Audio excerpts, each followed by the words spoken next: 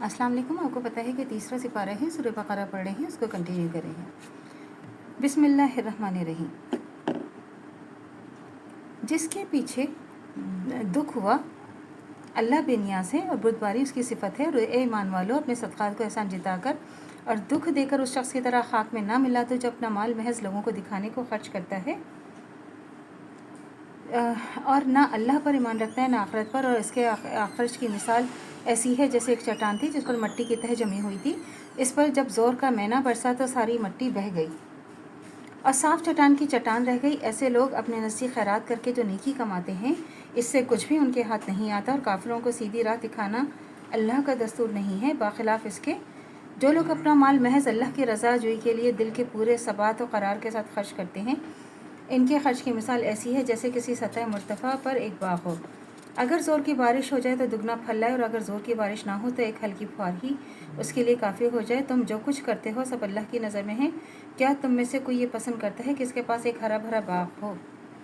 तो इसमें यह है कि इसके एक फ़करे में दो बातें इरशाद हैं कि अल्लाह तुम्हारी खैरात का हाजतमंद नहीं है, दूसरी कि अल्लाह ताला चूँकि ख़ुद बुर्दबार है इसलिए वो उसे पसंद भी वही लोग हैं जो छिछोरे कमज़र्फ़ ना हो बल्कि फ़राग़ हौसला बुर्दबार हों।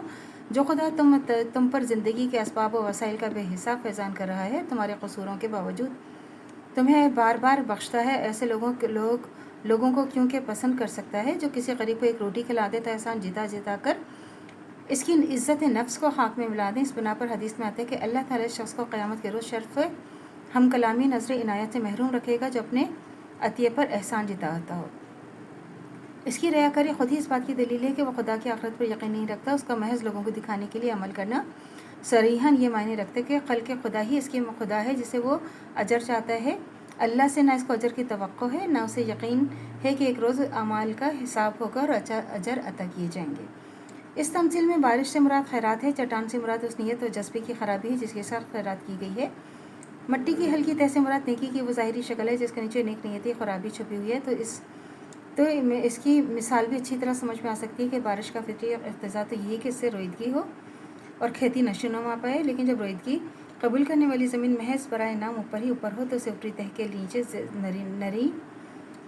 निरी मिट्टी पत्थर की और एक चट्टान रखी हुई है तो बारिश मुफीद होने के बजाय उल्टी मिज़र होगी। इस खैरात में भी अगरचे भलाइयों को नशोनुमा देने की क़ुव्वत रखती है, मगर इसके नाफ़ा होने के लिए हकीकी नेक नीयत जो है वो शर्त है।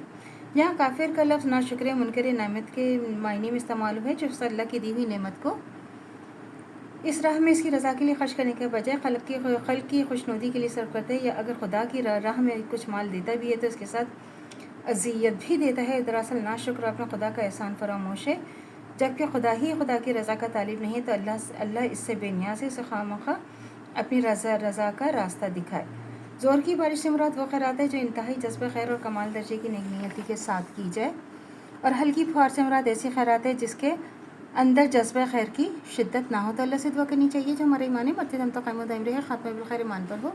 इजाज़त दीजिए। अल्लाह हाफ़िज़। मेरे चैनल को लाइक कीजिए, शेयर कीजिए, सब्सक्राइब कीजिए। शुक्रिया।